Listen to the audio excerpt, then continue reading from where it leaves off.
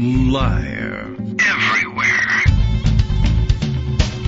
On netrootsradio.com.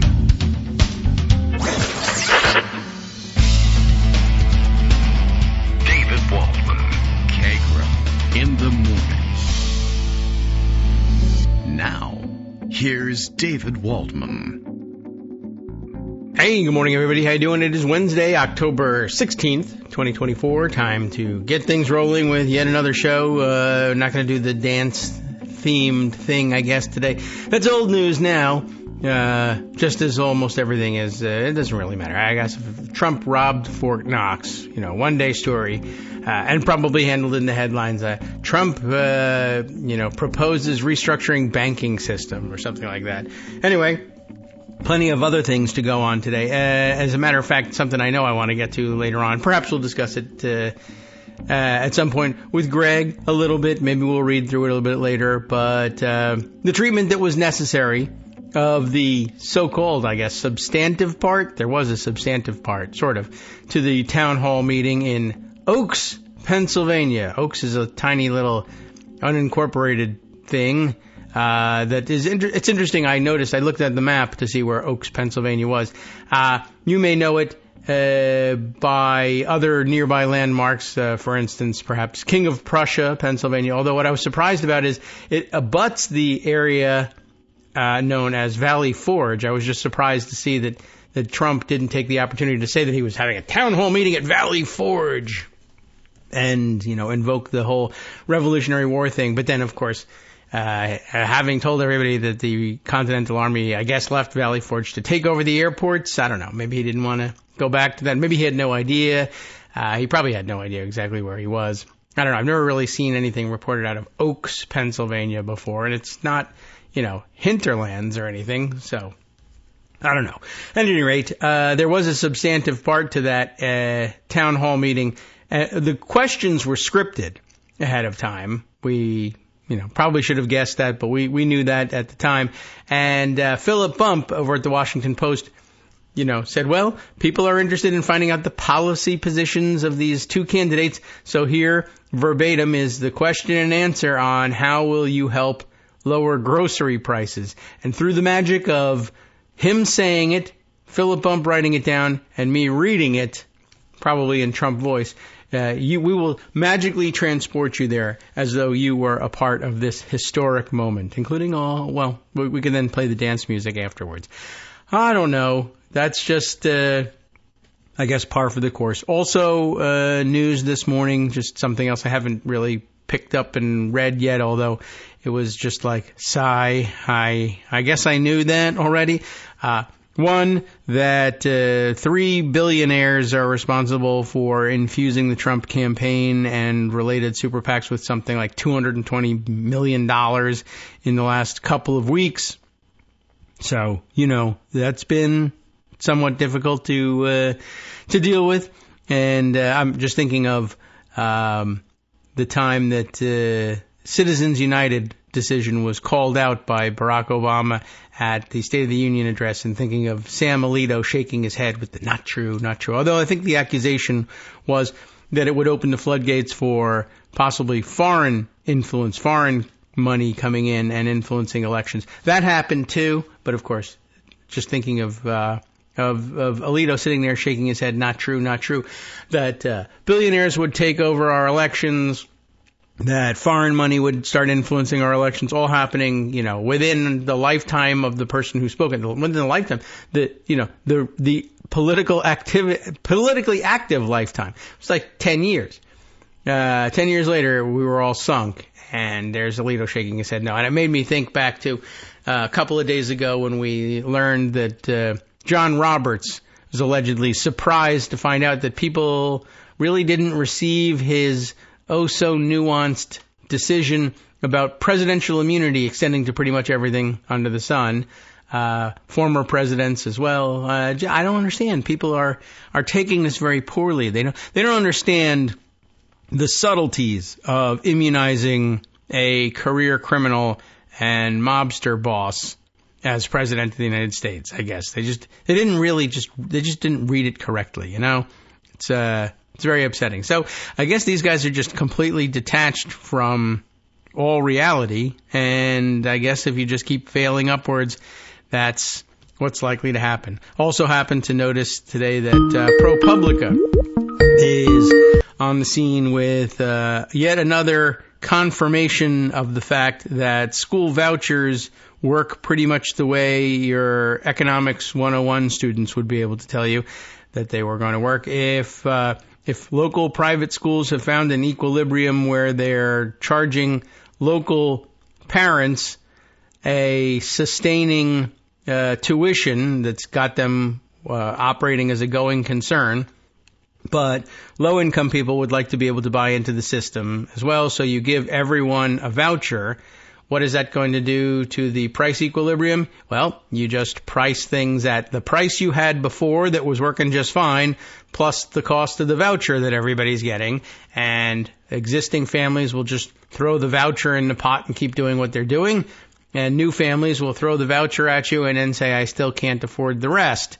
And private schools will say, great, fantastic, that's actually exactly the way we like it, plus we have $2,000 per family extra to play with, thanks to the government. Have a great time. I mean, that's, I think it's a pretty simple pre-class quiz in Economics 101, but what do I know? I am the kind of person who thinks that if you cut taxes, you will probably bring in less revenue. So, all right. Well, not always the case, of course. There are difficult equilibria to work through, but not with that one. Anyway, here's an equilibrium for you. Greg Dworkin is here, and he's got a mug of coffee. I think he just showed me a picture of the mug as well. A tub. It's a tub of coffee. A tub of coffee. It's very large. Okay. Well, that's not my everyday mug. No? But, okay. It was the clean one, and so I decided to have a double dose. Yeah. Well, all right. Yeah, I guess you can kind of tell. It sort of dwarfs the keyboard in somewhat visible in the background. It dwarfs the local cathedral, actually. It's it's always fun to look at pictures from those European medieval towns. Sure. And you see the picture of the cathedral in the background, just like 8 times the size of any other building, and you think, the proportions can't be. And then you go and you go, oh, wow. Yeah. Well, it really is built like that. Yeah. Well, they don't build them like they used to, unless they do. In which case, great. But yeah, okay, I can see. And from WSHU Public Radio as well. Is it a premium for a donation? Probably somewhere along the line. We listen anyway. I mean, that's where we get our classical music. And occasional news. Pavarotti. But, we also play the get Pavarotti. Space and, all the good Shamrock and Thistle. You get all the good Celtic music on Saturday night. That's where most people want to spend their Saturday nights, I think. I don't know. It's in the background when you do stuff. So Ernie had a good beat and you can sway to it. Who's an economist, had a whole thread about what's going on with the Trump tax, the tariffs. Yes. Since you had brought it up sort of tangentially. Yeah. And, it turns out that the bottom line is it would cost each and every household between $1,900 and $7,800 a year. I have that. Let's throw it out. Sure. Absolutely. So when people say, well, Trump and the economy, I got to vote for him because I don't like the economy now, and maybe we should give him another chance. Come on. Yeah. Pay attention to what's going on. Right. This answer has been taken apart at this point. And, but he went made him even angry. harder on it. He had a thing, I don't know what to call it, an interview, discussion with the Chicago Economics Club. He loves the economics clubs. They do not love him. I don't know who is in the audience, but they were applauding economists. every time he said something ridiculous and stupid. It was pretty amazing. Yeah, I don't really understand why. It has baffled me why he gets a good reception at economic clubs, but I'm beginning to understand that economic club is sort of a euphemism for business roundtable. Yeah, it's a collection of used car dealerships. Yeah, basically. They don't do economics. They just have a club. Say, I like it when the economy is good. I take money from it. Jeff Steinwriting in the Washington Post, or at least Washington Post reporter who's writing on Twitter, negative projections about Trump's off-the-charts tariff plans cost a typical family $2,600 a year from the Peterson Institute, hardly a liberal institution. Oh, yeah, that's true. Pete Peterson. Cost could be as high as $76,000 per year, according to Yale. Gas price hike 75 cents a gallon from Gas Buddy. I did that. The poorest would pay 6% more as share of income. U.S. stock contraction, about 10%, 20% decline in General Motors earnings. 684,000 fewer full-time jobs. Yeah, we want to have more, and this would be fewer. Well, so that's the background for today's discussion. I'm actually going to start. I'm going to ask you to play this clip. It's the very first thing I have there. Okay. Because it's really unusual. I haven't seen anything like this anywhere else. It's on TikTok. But, okay. As portrayed on Twitter where I could, see it. Yes. Now the first clip is the... Bernie or Buster. All right. Let me see if I... The first one leads to something else. I think. What do I have here? Is this a clip from... Is it from Ian Sams or is this the one Kim from... Wexler's Ponytail. Okay. I'll put it at the very bottom so you could find it easily. Yeah, okay. Let me take another look. For some reason, the first thing looks like a static thing from Twitter, but let me check again here on... I'm going to have to go this way. All right. Well, it's at the very bottom. Yeah. Now I'm trying to get the thing. Kids. Yeah. Don't try it at all. The professionals. You know what? I am trying this at home, and that's the problem. All right. Slowly rolling. There we are. Okay. For some reason, that first link. Well, maybe it was just the wrong link the first time. Okay. Bernie or Buster person, huh? Okay. That doesn't surprise me terribly. Okay. I'm taking a look. Back in 2016, when I was a Bernie or Buster and didn't vote in the general election. I'm going to have to give her a little bit more volume, I think. Yes, I think she's you embarrassed should give her about a boost this. Because what she's saying is not only very important, but you hardly hear it. Yeah, she's not, not a dynamic speaker, but we can live with that. Where's the super overdrive volume here? Okay, let's try giving some extra leeway here. So she was back in 2016. She was a Bernie or Buster and didn't vote. Yep. I mean, I guess she voted in the primary. So explain. Okay, got it. I had the same reasons for not voting for Hillary Clinton. Still tough. I made so many posts about how I was morally righteous for boycotting the election because Hillary wasn't progressive enough. Actually, that she was just as bad as Donald Trump. Oh boy. And you know what I don't see now? I don't see people looking back on the 2016 election and thanking people like me for my brave decision not to vote. And the reason they don't do that is because it wasn't a brave decision, and it wasn't the right decision, and it led to a lot of shit. Oh. If Hillary Clinton had won, she's right. It wouldn't have been the leftist revolution that I was looking for, but I wouldn't have lost my right to choose. If I had voted for Hillary Clinton in 2016, it wouldn't have been radical. But the huge wave of transphobia that washed over the entire country after that election probably wouldn't have happened. If I had voted for Hillary Clinton in 2016, I don't think I would have noticed a difference. There would have been a massive difference. Y'all think that you're not going to notice a difference now because you are voting from a place of safety.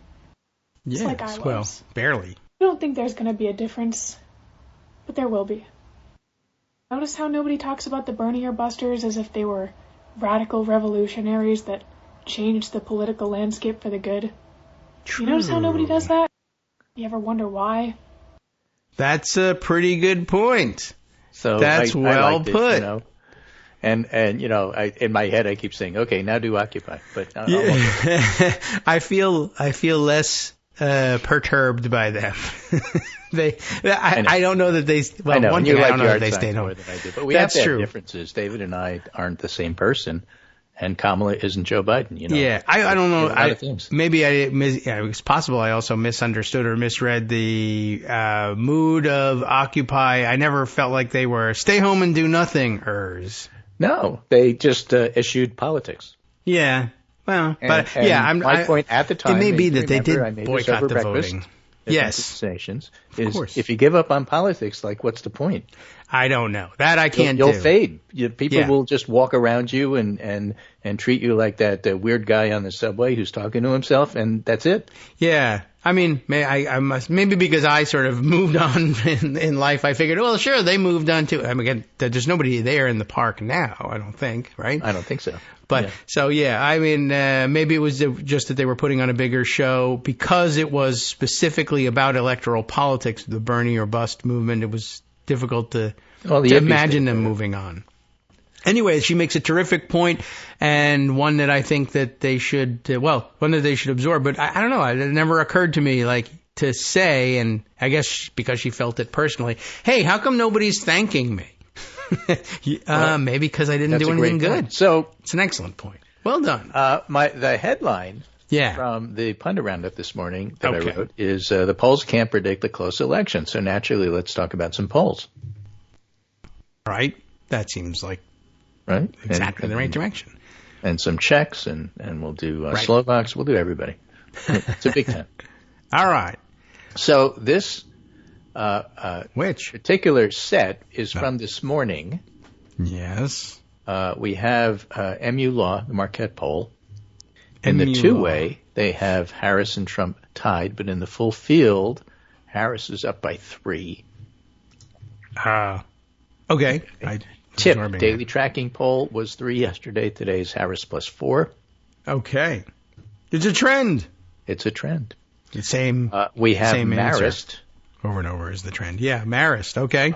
NPR Marist had Harris plus 2. Now it's Harris plus 5 as of this morning. Well, Harris and And Marist. then the FDU poll. Fairleigh Dickinson has Harris 50-47. 50-47. Now, the last poll in August had Harris plus 7. It's now plus 3. But that was right at the time of the Democratic National Convention when you were getting your convention bounce. Okay. So basically, if you are ahead by 3, you're going to get some ties, like MU Law, at least in the head-to-head, but the big field poll shows her ahead anyway. Or you're going to get plus 5. That's what exactly you would expect with a plus 3 lead with pretty much. The random distribution that you get from polls. But the thing I want to talk about is not that, because, again, the polls are telling us that it's a stable race. She's not losing. She's not fading.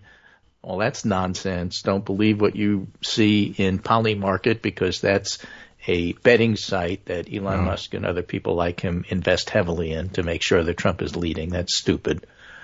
But I want to go to the Fairleigh Dickinson poll. Dan Cassino, the pollster, who I know, is very good. And he wanted to write about other things. He writes, new national results in the FDU poll are out. The goal here was to look at how voters evaluate the masculinity and femininity of the candidates.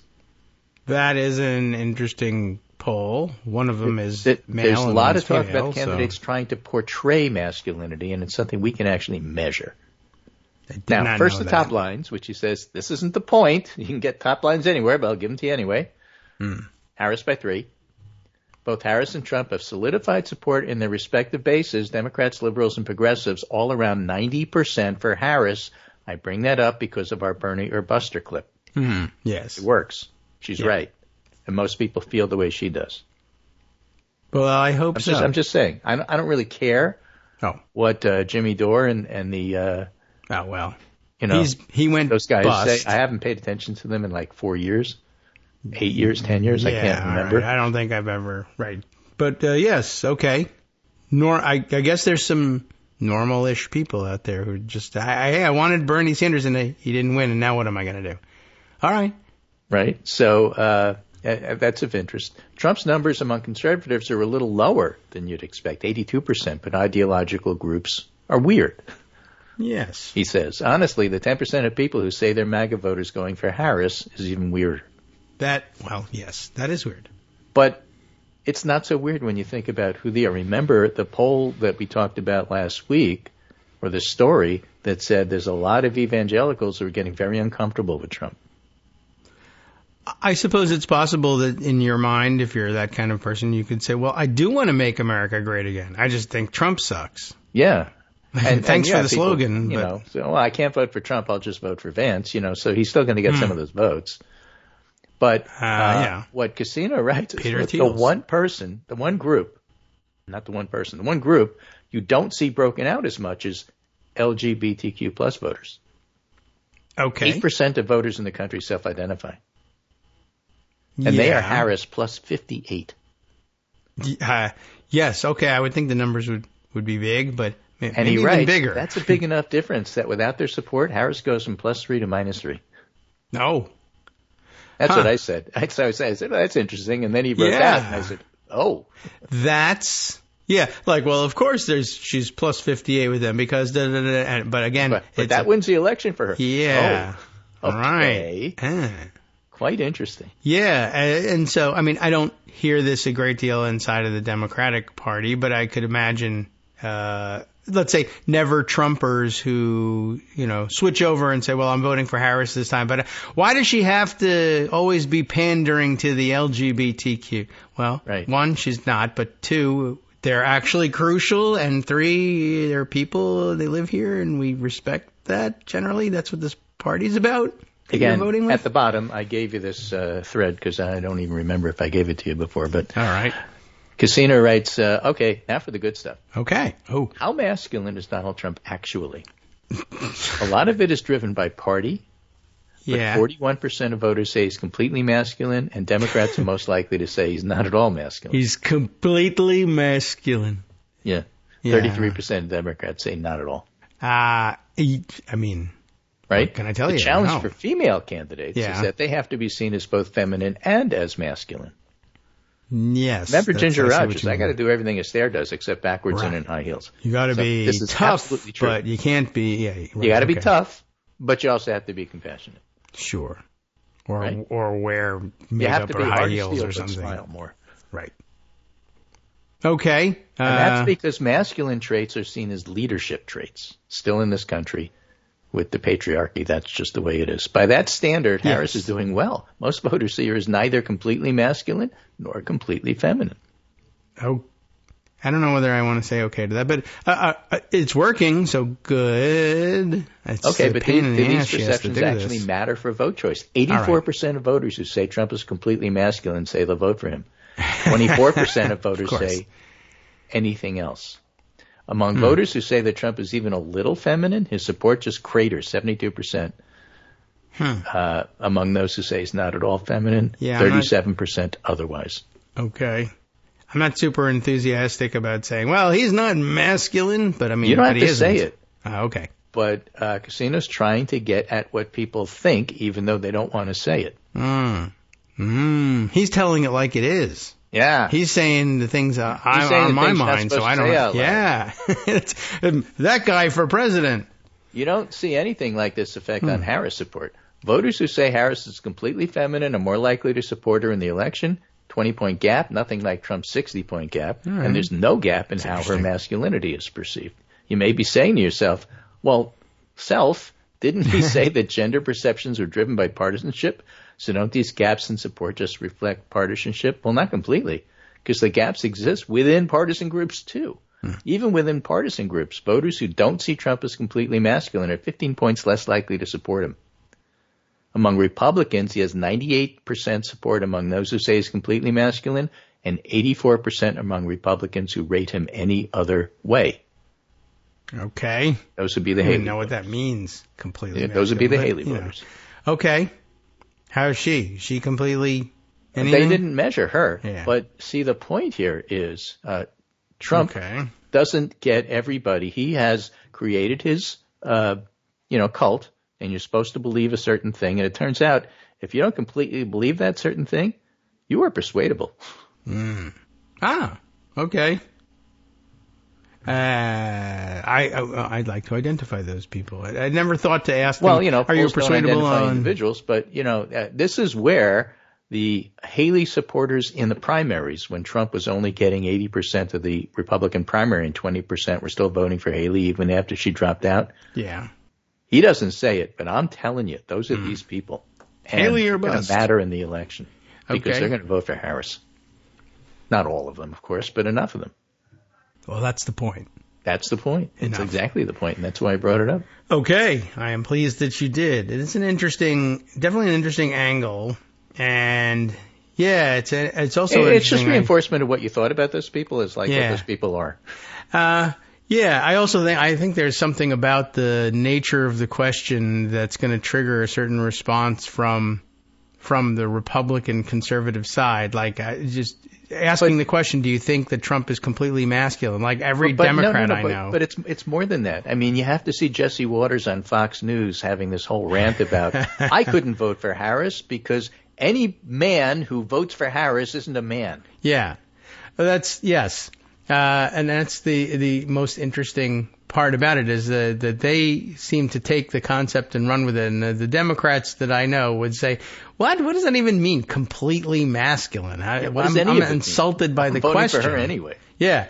And the others are like, yeah, definitely I see him as completely masculine. You're a Trump voter. You want to know who I'm going to... what this means. Oh, you're a Harris voter. You want to know who I'm going to vote for? Ask me after this set. Wait, I got to drop the weights and grunt. Yeah. I'm never voting for Harris. Oh, you must be a Trump voter. Do I have to tap the sign? I think you got it.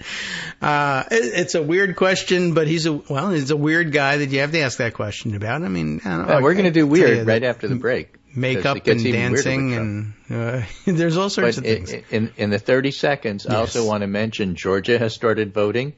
All right. They have and you got to count 328,000 people have voted on the first day, an incredible new record.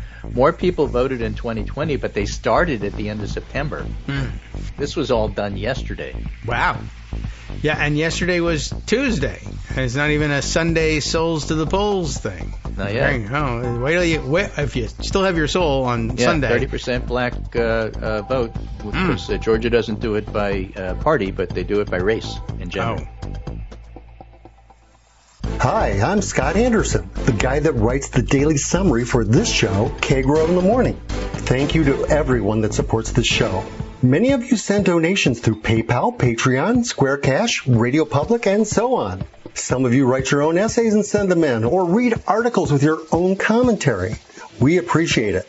Now, some of you are listening to this and thinking, I'd like to help, but isn't there something I could do that wouldn't require money or effort? Why, yes, there is. You can just like us. On Daily Coast, they call it the recommend button. YouTube has a thumbs up. There are hearts and likes and love buttons. Tap our love button. Tap our love button every day. Share our shows and summaries on Facebook and Twitter, YouTube and iTunes, Stitcher and Amazon. Most of these places allow you to write a review, so a sentence or two would be great.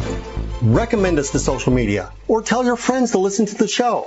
You aren't just helping us, you're helping them find their new favorite thing to listen to. You could change the world. So thank you in advance from me and everybody else in the world. All right, welcome back now to the Kagro in the Morning Show here on Netroots Radio. I'm here with Greg, and we're parsing through the GeorgiaVotes.com site to prove this point. It's just fun. You know, Dave Wasserman was in Newsweek and saying, I cannot state enough. Do not make anything. Don't try to make conclusions on this early vote stuff. You can't. I hereby declare. You can't, because you don't know who they're voting for. You don't know who's going to show up now but not on election day. You don't know any of that. Mm-hmm. And we go through it anyway, just like we do with the polls. The polls can't tell you who's going to win. Let's go over the latest polls. Because they're interesting, and they tell you stuff. Yeah. You know, like the Fairleigh Dickinson poll that just like nobody else does. This one is the Georgia Vote site that somebody put together. Very masculine. Scrapes the data from the Secretary of State site and can tell you the day after. Yeah. By race, who voted. Not by party, because they don't measure that. Race. But by race. So when you 57% white, 29.9% black. And generally speaking, you got to hit 30. That's your target. So they're on the first day, they got it. Okay. Barely. 30. Yeah. 29.9%. That's 30. Okay. But if you have a lot of enthusiastic Democratic white voters, it's going to drive that black vote down a little bit. The other thing that I thought was really interesting was age. Yes. The 18 to 29-year-olds are voting 6.7% of the total vote here. And that matches the 30 to 39-year-olds, 6.7%. Usually the 18 to 29s are like 0.08, and I'll vote on the last day because, have you ever met an 18-year-old? Right.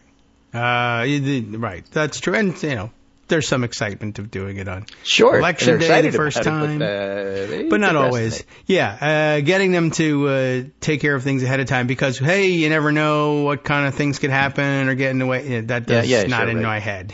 Yeah. Right. I don't do that. Yeah, exactly. Tim Walz? Yeah. I'll drive you there. So last night I looked in the sky and said, that comet is going to crash into our planet. Go vote. And it worked. And then by gender, also interesting. Female 54.4, male 45.3. Now, if that were the final, and it won't be, Harris wins. But the thing is, it won't be. You don't know for sure. You have no idea who's going to show up on election day. But a lot of that's interesting too, right? And maybe the men being completely masculine, they too are procrastinating. They need to clear brush and change the oil in their truck. I can't be bothered to go vote today.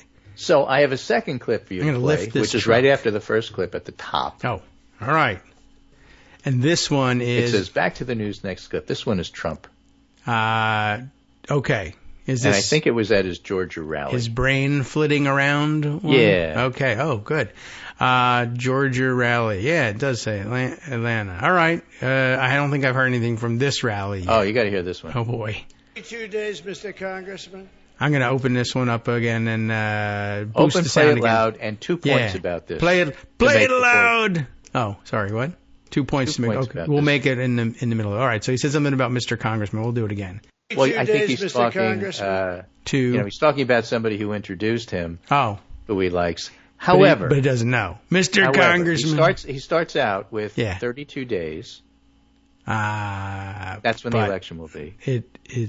It's actually 20 days. It's not. But everyone wait to the last minute. Vote and then he gets really incoherent. December.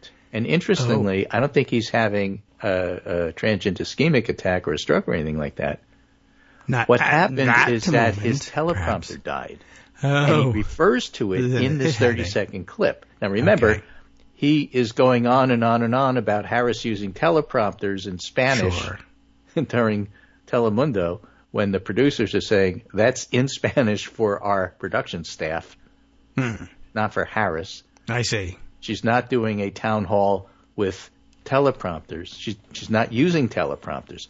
And Trump makes a point of saying this at every rally, and then his teleprompter fails, and he's flustered, and he doesn't know what to do. That's what this clip is. So go ahead and play it. All right. 32, she goes, and the election will be in 32 days. Listen to that death rattle voice he's got going. Yeah. Slurring. The teleprompter crashed. 32 days. She kept going. I see. I would have loved to. It kicked back in. It's called a kickback. Like some people know a lot about a kickback. It's called a kickback. They know in this administration. What are you talking about? But no, it's a kickback. It kicks back in, and it did 2 days. So that was Trump at the rally. And, good rally. I loved it. The energy. You can talk all you want to about January 6th. Take that out of the equation. This guy should be nowhere near the White House. Well, no. Ronnie Jackson would clear him. Right. I don't know. All right. Well, I think I understood what he was trying perhaps to do. Yeah, if you give him the benefit of the doubt and saying, what he was saying is, my teleprompter crashed. Let me give you a little riff here because I'm an entertainer. Mm-hmm. And let's talk about, but where did the 32 days come from? I don't know. It sounded to me like he was trying to say that he thought she said that there were 32 days to the election. I don't know. She doesn't come into it. He never talks about what she thinks. He only talks about what he thinks. Well, at any rate, I don't know. It was on. He also can't blame him. It was on migrants have taken over Midtown Manhattan. Well, as Aaron Rupert puts that one it, big if true. Yes. Well, it is true. They built Trump Tower. So that's it. The migrants took over. Right. Yeah, they're taking over everywhere. America is losing this giant war, and because of how great it is. Yeah. So the Aaron Rupert makes the point, and several other clips. Sleepy and sedated sounding. So it's. He's slurring a bit more. That gravelly quality to his voice. He had the weird moment in the dance town hall where he played music. And Joe Scarborough was speculating that he didn't know how to answer the question, and he just froze, and so he decided to do something else. Yeah, play music. Instead of, and I did see a picture of his teleprompter, which he was using this was a town hall, and he was using a teleprompter. They have a picture of it and everything. The teleprompter, the shot I saw I loved was, please take more questions before music. Right. I'm doing it anyway. Right. Okay. Do not congratulate. Right. Yeah, that's exactly what came to mind. You cannot give this guy instructions. But, all right, well, do not take out a can of gasoline and light this town hall on fire. I'll tell you what, drill, baby, drill. I'm lighting it. Why don't you try that next clip, that last one I just put at the bottom. Oh, okay. All right. Well, let me see if I can do it on the other. Okay, so this is a new clip. Man. All right. I'm making it work today. Yeah, really. All right. So this clip is right here. A sleepy, here. sedated-sounding Trump has put his audience in Atlanta to sleep. They deserved it. They needed a night off. All right. Let's see. It's only 24 seconds. Okay. And I keep resetting the sound, and it's a mistake to do that. All right. Here we go. We'll do it at the next break. I'll reset the sound. Okay. He doesn't know what to do. He doesn't know what to do. Springfield, Ohio. We love Ohio. We won Ohio every time by a lot. We're leading now by a lot. And I know... It's like, sir, you were making an accusation. Could you complete the accusation, please? Yeah, could you wake up and finish your won here, by a lot. All right. Springfield, beautiful little place. 50,000 people. They've just deposited 32,000 illegal migrants into the town. They don't speak English. Wrong, and but wrong. They've taken up the schools. They don't speak English. What they're looking for is interpreters because they have no idea what they're going to do. Nobody speaks. Very few of them speak English. Yeah. So they're looking all over for interpreters. Very masculine. That's what they want to find. Know what to That's do. it. That's what they're looking for. Is a thing. What else? I got to add gravel. Oatmeal. I like... And then he goes on to say stuff like, the caravan, I made up that name too. I'm good at names. You know the names. I can't use those names too much because many of them were for Republicans, but we had some beauties. Remember Pocahontas? So he wants to go, relive his greatest hits. Oh, my goodness. Yeah, what can I tell you? It's, well, he's decaying, as we know, before our very eyes, just physically. So at that town hall that he did with Kristi Noem, where he played the music instead of answering questions, he only answered 2 questions. And as you pointed out, Philip Bob covered one of the 2 questions he answered. Right. Right. And that is worth you reading verbatim. We're going to do that very soon, 2 weeks, probably some very short period of time. But yeah, he knows that the value of it, and he introduced his column by saying, you wanted to know about his policies? Here's his policy. I'm not going to mess with it. I'm not going to change it. The only thing he did was he broke it up into paragraphs where it looked like Trump was shifting gears and changing subjects, would ordinarily have a paragraph break. But other than that, it's pure 100% Trump answering a straight-ahead question about one of his central issues. And that did him in. Still garbage. That did him in. Still garbage. Once he got to that point, paragraph breaks are placed approximately where Trump appeared to shift his train of thought. Yeah. Train of thought. Bump rights. And, the fact of the matter is, it was completely incoherent. And when he realized it was incoherent and he realized he was losing it and he was really not capable of answering any other question, he decided to play music. Yeah. And, right. So I'll read it later on, I guess. I mean, unless we want to spend that time now, just read it in Trump voice. But you it's must a word have more to say salad is the point. It's, yes, and, wow. It's like more of a Jell-O English mold, words together, really. But they don't mean anything. You have to put it in a blender, and then you have to spread it on toast. I guess so. It's an avocado toast would be a lot better. Yeah, then you could eat your words. But yeah, this is you'll see. It's real trash. But I guess at the economic clubs, why didn't he give this answer there? I think he did give those answers there, and they applauded. Well, they applauded anyway because I had no idea who's in that audience. Like I said, the used car salesman loved it. But I guess so. it's just garbage. Meanwhile, Harris is actually talking policy. Yes. And then I don't know if you heard any of it. No. But I spent an hour listening to Charlemagne Lagarde. Interview Harris. I did not. I did not spend time on. Best interview of the election cycle. He must be a god. He's great. Guy. His questioners who called in were even better. Her answers were I need them. Great. But it was a wonderful hour. I would like to listen to it mostly because I was just pondering yesterday. She's doing so many, niche. These aren't niche podcasts. Charlemagne the God is a gigantic podcast. The other ones, I mean, it's like niche communications, yes, but they're the biggest podcasts going. And I was just sort of saying, what if she was doing every podcast? And I was like, you know what? I don't know if I have any questions. What if she came on this one? I don't have any questions for Kamala Harris. I guess I'd have to talk to her and just say, I didn't write any questions. You're gonna have to interest me, and I'll ask you some questions. But yeah, for me who won't watch debates, because I heard this already. Yeah, I heard this already. Some of those questions are pretty tough. I want to hear. Like, how do you feel about reparations? I mean, they were not softball questions at all. That's true. That would not be on my list of questions because that's not my question to ask. Be like, it may not be your question to ask, but she had to answer it for that audience. Yes, that was not a softball question. If I asked that question, people would say, "This is it would be cultural appropriation for me to ask this question." I'll let you ask and answer this question in another environment where it makes more sense. Yeah, involvement of the black church. It was really in depth, and it was pretty amazing. So, all right, if you can find it, I would listen to it live. It's very hard to find podcast. That's how I found it.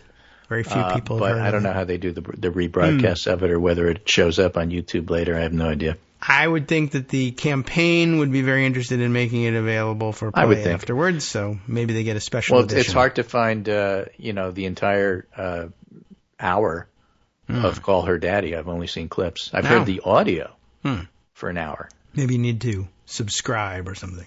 Something like that. Okay. Anyway, yes. So this is an interesting one. NPR. About the different audiences that Kamala is trying to go after. This is Kamala Harris's wooing Republicans in Pennsylvania Wednesday. Wooing. With a call for unity. Okay. She's going after moderate center-right women. She was going after black vote yesterday with Charlemagne the God, because that's who listens. And she's going after Liz Cheney women today. And she's still negotiating with Joe Rogan to go after white males. And it's just really interesting in regard to how she is approaching everything. And, of course, she's going to wind up going on Fox News with Bret Baier, who's hardly neutral. Yeah. Baier stayed. All the actual journalists left after the suit. Baier stayed. Baier stayed. The road sign says Baier left, but okay. He got a huge raise, and he stayed. Okay. So he's hardly neutral, but it'll be interesting. Yeah, and shows that kind of courage and ability to handle themselves under perhaps hostile questioning that Trump absolutely will go nowhere near. Although he did at some point go to the National Association of Black Journalists and had hostile questioning because he was hostile right from the get-go.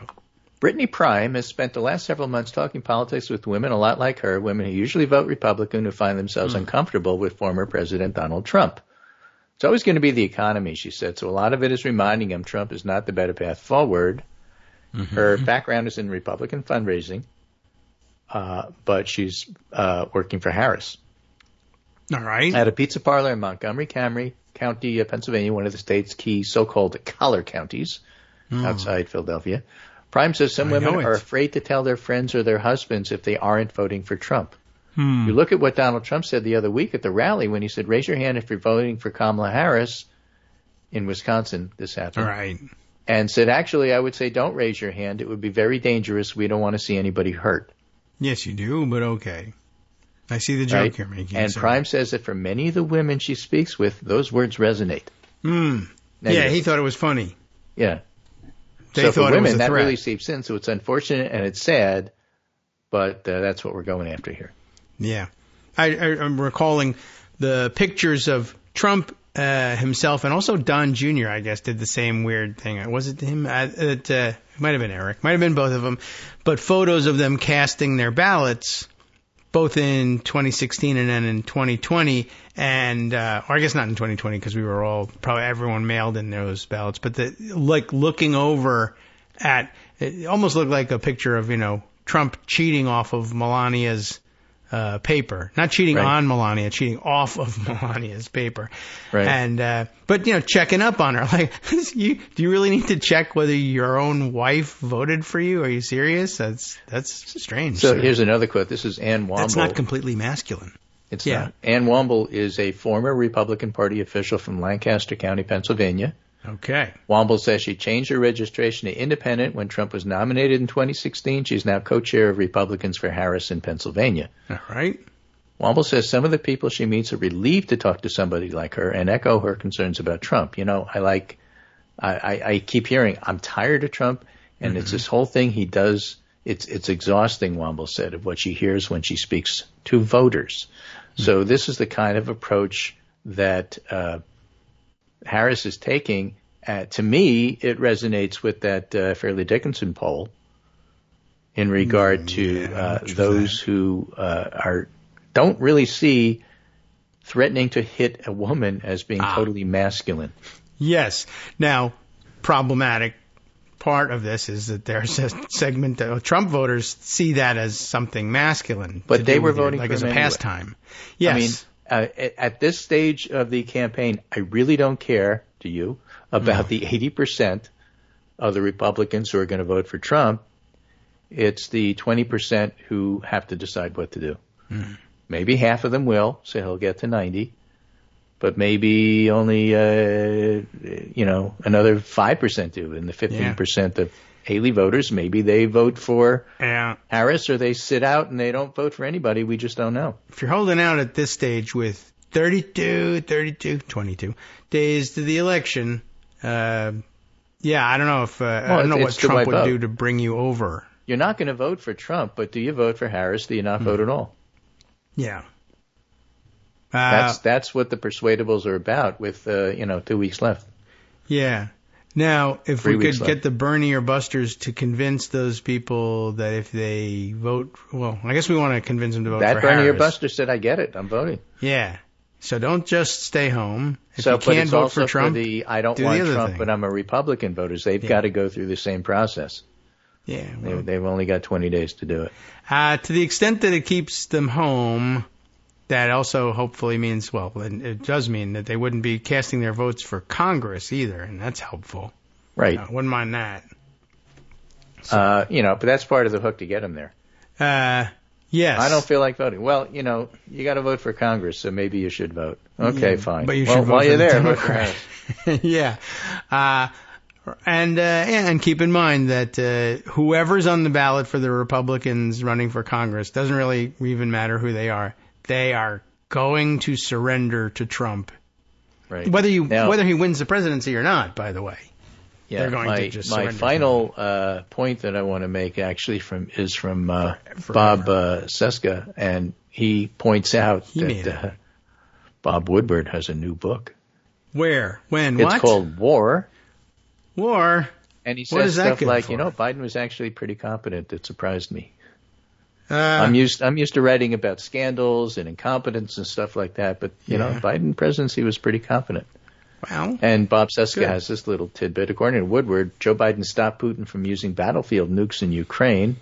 I wonder how many Cuban Missile Crisis tests Biden has passed with utter competence and expertise. Too bad White House reporters are more concerned with his gait and his raspy voice. Remember when raspy voice was the thing? Yeah. To cover, because it's happening right now. Oh, I used to sing with it, Yeah. Rod Stewart and his vocal cord nodules was the thing. That's true. I wonder, well, it's not totally unusual to find out that Cuban Missile Crises that are avoided don't get reported on because you're trying to keep them under wraps. Yeah, among other things. But Woodward is Woodward, so he talks about all that stuff. At some point, Trump actually threatened to sue Woodward, I guess, about the revelation that Trump had given very valuable and scarce COVID tests to Putin. Yeah, okay. We went to sue about pandemic. That? Yeah. And Woodward's response was, since he's threatening to sue me, let me just point out that his Depends odor guard don't work all that well. Really? Yeah, I mean, that was his response. I'm glad that has finally come back. I wondered what happened to that story. Like, I don't know how many times you can say it in a row, but it was like, were they kidding? I don't understand how come no one's talking about that anymore. Okay, well, you've interviewed him quite extensively. Turns out that seems, I guess it's true. So that'll make for a good courtroom scene if he does sue. But, of course, Trump threatens to sue everybody all the time, has a terrible, terrible record with lawsuits, and usually ends up... Here's the exact quote. Since Donald Trump is suing me, I will reveal something I've never revealed before about a public figure. The scent barrier on his Depends is completely insufficient. I don't know how many public figures he's had the opportunity to reveal that about. Right. But there's one. Is it legitimate? Did he really say that? Probably not. It's probably phony, but it's really funny. Oh, I guess that's a possibility, too. I hadn't given that. I don't assume it's, like, real. I didn't know where you were at. But it's absolutely hysterical. Yeah. It's pretty good. And look, I know it's been debunked, but the couch thing is true. I'm just saying. The couch thing is hysterical. I read it on the internet. I'm not saying it's true. I'm just saying it's hysterical. Okay. Well, I'm saying it's truly hysterical. How about that? That can work. Well, okay, yeah, now I kind of want to go and find out where did you read this thing? That it's like all over Twitter, but it's screenshots, so I'll give you the screenshot. I see. Yeah, but that doesn't help you figure out if it's real. No, but at least they'll be able to, see the thing and see what people are seeing, just for a cultural understanding of what people do. Bob Woodward finally giving certain information. We don't know if it's fake or not, and it's a blurry enough picture of Bob Woodward that it's sure. Okay. I didn't even know they had scent barrier Depends, but I suppose you would want one. So good. All right. Well, I was wondering what happened to that rumor, if nothing else. Now, I like to know that people are willing to create memes about it still and not just forget about it. But yeah, I imagine, a lawsuit is virtually pointless certainly with 22 days to go. That would be funny for him to file the lawsuit. The judge should say, I'm sorry, we can't do this until after the election. I don't want to affect the outcome. So you're going to have to wait. But 22 days, you'd be waiting anyway. Yep. So, all right, good. And it's great when he sues, and it's great when he sues somebody like Bob Woodward, one who's got some means to fight back. Discovery always ends up being fun, and usually... I don't know how many times he has to go through this before he learns the lesson that people can and do very frequently turn the tables on him when he files lawsuits. But I don't know. What else is new? He doesn't learn. Right. So, okay. Oh, as CNN reports, just Matthew Gertz had this little clip. CNN reports that at the Fox Town Hall, Trump specifically cited the Pelosi's as an example of the enemy within on which he's been threatening to unleash the military. I see. Terrific. So for all of these, the reason I bring that up is you have a governor who I don't particularly like, but you have one. Yeah, you want him? Well, you don't want him. No, right. I'm looking to get rid of him. His name, I forget his name, Younger or something. Youngkin. That's the guy. Yes. So he was on Jake Tapper, and Tapper asked him about what Trump said about the enemy within. Yeah. They're more difficult they are. The Pelosi's, ththese people, they're so sick and they're so evil. And Youngkin did one of those, well, I haven't really read it. And Tapper said, I just read it to you. And Youngkin says, I don't think that's what he meant. And Tapper said, I read it to you. I showed you the clip to show you it's not out of context and that I didn't make it up. He said this. Mm-hmm. How do you react to that? Well, he didn't mean it. Nah. And so it's like, okay, Youngkin did that. There was a Republican congressman who did that. J.D. Vance does that. Yeah. It's astounding. And but the fun thing about Tapper is Tapper didn't let go of it. He was totally frustrated, but he said, no, he said this. Let me read it to you again. I need your reaction to this. Well, I don't think that's what he meant. Yeah. Well, first you said it wasn't what he said. It is what he said. Now you're saying it isn't what he meant. What do you mean? He needs to give them an out, and Tapper needs to start asking them. Let me ask you this. Blink twice if you think this is reprehensible, but you can't say so because you're afraid that your family will be subject to death threats if you do. Yeah. Oh, now I see what's happening. And people remember the picture, the big noose outside of the Capitol. That's the answer to why would everybody deny this? Why do they cover for him this way? Why do they pretend they don't know what he's saying or they didn't mean it? And the answer is because if you say what a normal person would say about this, they will threaten to murder you. And remember, he's saying this about the Pelosi's, who then somebody showed up at their house to murder them. Right. And I have to read to you. This is just real fast, but all right. This is why I still like Twitter, because you get stuff like this. That's it. So Politico has their typical hit piece on Democrats. Typical. Top Democrats in Pennsylvania fear Harris's operation in the state is poorly run. I feel like we're going to win here, but we're going to win in spite of the Harris campaign. And then somebody who read the piece writes in, here's the synopsis. Some Pennsylvania people in Philadelphia had concerns and complaints about how the national campaign was being run. They talked. New folks are brought in. It's better. You're welcome. Okay. Oh. All right. She's going to win Pennsylvania. They even went ahead and brought in new people, eh? Okay. I don't know who the old people were, but... You know, the gossip sheets, you know, the Politicos, the Axios, the playbook, the punchbowl stuff, which I haven't even been reading because, like, who cares? They mostly focus on Congress, and when Congress is not in session, they almost have nothing to say, so they go and do gossip about the campaigns, and it's, like, really boring at this point. Yeah, that's true. Oh, here's something that when I opened it up was in the trending column, and I realized this must be what it's about, because you told us earlier in the show that early voting began first day yesterday in Georgia. Yep. So who was, maybe not first in line, but who was in line or ready to cast a vote? Jimmy Carter has made it. He has cast his ballot. Yes. And don't check out just yet. Wait till you see what the result is. Hang around a little while, if you would, please. But yeah, he was literally just waiting on that opportunity, and now it has been taken, and I'm a little bit late on the music. Oh, and I forgot about how high up I have the volume. I knew I would do that. Oh, I heard that. Yeah, I bet you did. It probably left a ripple in your big mug of coffee, if there's any left. All right, well, thank you very much, and I did get a note from you that we'll not be checking in tomorrow. Nope, We've got some additional errands to run. Excellent. We'll look forward to that. Big weekend coming up. We're getting to the end of this race. I sent you a new one, which is in line with what we talked about. I'll see you Monday. Okay. All right, welcome back now to the Kagro in the Morning Show here on Netroots Radio. The timing was a bit off on that one. I was excited to read about President Carter getting the chance to cast his ballot, and we started the music late, and then the cue for when we're supposed to cut off our conversation so that we can fall into the break was set back by 5 seconds. So we didn't cut off our conversation and fell into the break. Greg, tomorrow off the air for some errands, so just some routine stuff getting in the way of the regular morning check-in, so we'll check in with again on Monday. And now, I guess, the long-awaited review of the substantive answers provided by Donald Trump at his Pennsylvania, this time the Oaks, Pennsylvania, town hall, the one that eventually ended in his Soul Train dance party. Philip Bump, the aforementioned Philip Bump, reproducing this for us under the headline, "Here's how Donald Trump would lower grocery prices," in his own words.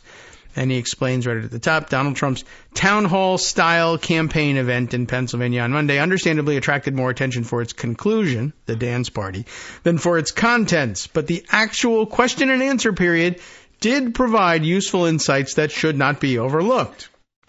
Right, he's being super fair to Trump here. There's useful insights. Let's hear them.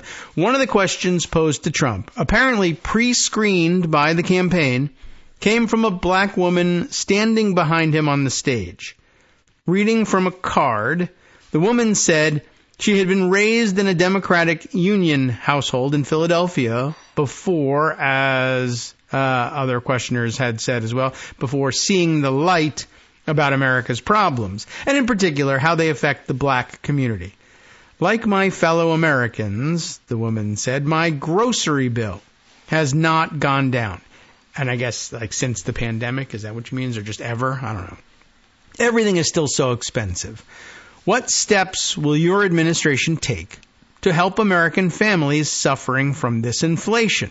I mean, in his wheelhouse, right down the middle for him to criticize the Biden administration and then give some answers about, what he'll do to change that. But of course, he has no answers to change that. So, actually a very bad question for Donald Trump. It's amazing that his own campaign doesn't know that he doesn't have an answer to that. But it was, like I said, it was pre-screened, and she read from a card. This was the answer that I don't know if this is the answer they anticipated from him or not. But what follows is Trump's response in its entirety. Some audience feedback is indicated, and we've added some footnotes for clarification and correction. Paragraph breaks are placed approximately where Trump appeared to shift his train of thought, the little choo-choo train of one thought that he had. And here's Trump's answer. So again, the question, just so you heard, like my fellow Americans, my grocery bill has not gone down. Everything is still so expensive. Still very expensive. What steps will your administration take to help American families suffering from this inflation? The answer? So, it's such a great question in the sense that people don't think of grocery. I mean, I got to stop every once in a while, obviously, and comment, but people don't think of grocery. It's very odd how he can't match the syntax of things correctly.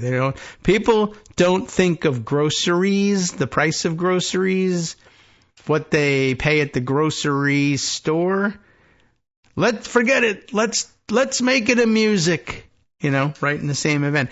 People don't think of grocery. Now the syntax is terrible, but the point of the question is people think of nothing but grocery.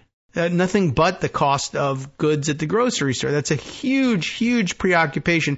The press has made it a big preoccupation. People rightly make it a big preoccupation. It's central to his campaign. People, and just like with everything, you know what? People don't know this about Abraham Lincoln, but he was considered a very great president, and there was a little war during his term in office. Many people don't know that. He always assumes people don't know anything. But how about that? It's such a great question in the sense that people don't think of grocery.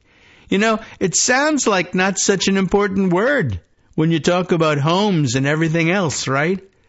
But more people tell me about grocery bills. Now, again, people don't think of grocery, but more people tell me about grocery than anything else. But people don't think about it. I'm not sure how it is that they're saying this if they're not thinking about it, but I guess it's just habit, instinct, like animals. Now, this is interesting too. You might ask, what does Donald Trump know about groceries or grocery shopping? Nothing, right?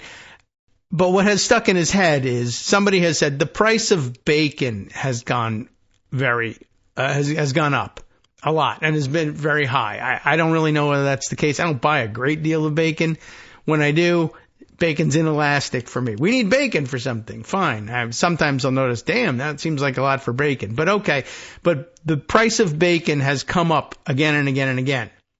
But they didn't give him any other groceries to complain about, although Vance did the eggs thing, price of eggs. But then that backfired because he was saying, these eggs cost $5. And he's standing in front of the $3 sign, $2 sign. Yeah. So maybe eggs are off the list. So what else is there with bacon that I can talk about? So where's Trump's brain? Country club, the lunchroom, all right, the grill at the country club. So ready for his discussion of everyday grocery shopping. But more people tell me about grocery bills where the price of bacon, the price of, anyone want to guess? Lettuce, all right? The price of, you know it, tomatoes. That's what they tell me. And we're going to do a lot of things. So he has said, all right, well, I remember that bacon is expensive. And what's bacon? Oh, yeah, bacon, lettuce, and tomato. The price of lettuce, the price of tomato. I have never heard anybody say to me, God damn, the lettuce is so expensive around here. Never. Bacon, I've heard the complaint. Tomatoes, maybe it's like the end of the summer. But tomatoes were all over the place. I imagine that tomato prices are at their absolute lowest at the moment, but maybe on the way back up. But he only knows one thing about bacon. The eggs we got burned on. Don't do the eggs. All right, bacon, lettuce, and tomato. Yeah, right. Okay, you know what? The price of mutton, it's just so high these days. So there you go. He's going to fix the price of bacon, the price of lettuce, and the price of tomatoes. That's what they tell me. That's what people tell me about. Sure. Please, Mr. Trump, the lettuce. Now, the first footnote shows up here, but then he goes on to say, and we're going to do a lot of things, which, again, very super helpful. We're going to do a lot of things. Great. Well, we're here to find out what they are. Now, the footnotes, I got to scroll all the way down to the bottom here and see what the first footnote is. The Wall Street Journal, it reads, recently conducted a survey of economists. Overwhelmingly, they indicated that Trump's stated economic policies, heavy on tariffs that would raise the cost of consumer goods for Americans, would be inflationary. That's not a particularly well-placed footnote, if you ask me. I would have said it's pretty clear that Trump only understands bacon in the context of ordering BLTs at the grill room, not because he's a, frequent shopper, but okay. And we're going to do a lot of things. He now is going to tell her what these things are.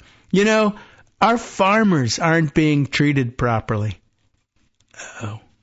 And we had a deal with China, and it was a great deal. I never mentioned it because once COVID came in, I said that was a bridge too far because I had a great relationship with President Xi, and he's a fierce man and a man that likes China. And I understand that. He's the president of China. He does like that. Now, you were the president of the United States and you hate the United States. So obviously it's difficult to grasp. But what a thing to say. He's a fierce man. All right. And he's a man that likes China. And I can understand that. Thank you for that beautiful insight. The president of China likes China? Wow. But we had a deal and he was perfect on that deal. $50 billion he was going to buy. He was going to buy. That's footnoted. So I'll tell you that footnote number 2 says that Trump's former national security advisor, John Bolton, claimed that Trump had pushed the Chinese president to buy goods from American farmers. At least that's actually on point. Specifically to boost his re-election bid. In part, thanks to the pandemic, the purchases stipulated in the deal were not made. So $50 billion he was going to buy. And it was perfect on that, but they didn't do it. We were doing numbers like you wouldn't believe for the farmer. He didn't do those numbers at all, of course. But the farmers are very badly hurt. The farmers in this country, we're going to get them straightened out. We're going to get your prices down. Remember, that was what the question was about. What are you going to do? Lower prices. Well, the farmers, we're going to straighten them out, but we'll get your prices down. But you asked another question about safety. And also about black population jobs and Hispanic population in particular, those two. There is a footnote on this, and it simply says, she did not ask this question. But that's the question he wants to answer. And, people sometimes pivot and deliver their points, but usually they try and give some kind of answer to the actual question, and then maybe they pivot. You asked another question. That they never do. I've never seen anybody say, but you asked me a different question. You didn't. But I'm going to give you a different answer. But I've never seen anybody say, the question you asked me is not the question you asked me. It was actually a different question. So they told me I could do either one. So when millions of people pour into our country, wait a minute, what? They're having a devastating effect on black families and Hispanic families more than any other. That's footnoted too, but maybe we'll do this later. And I think it's going to spread to a lot of other places. Maybe you have to do your footnotes right along here. Footnote number 4 here. Black and Hispanic unemployment, by the way, hit record lows during the Biden administration, but he just said it's been terrible, worse than ever. Now, he goes on. Again, going to get the prices down at the grocery store. I think it's going to spread to unions. I think unions are going to have a big problem because, employers are just not going to pay the price. They're going to, and it's a very bad thing that's happening. So they're coming in, back to the immigrants. Many are coming in from jails and prisons and mental institutions, insane asylums.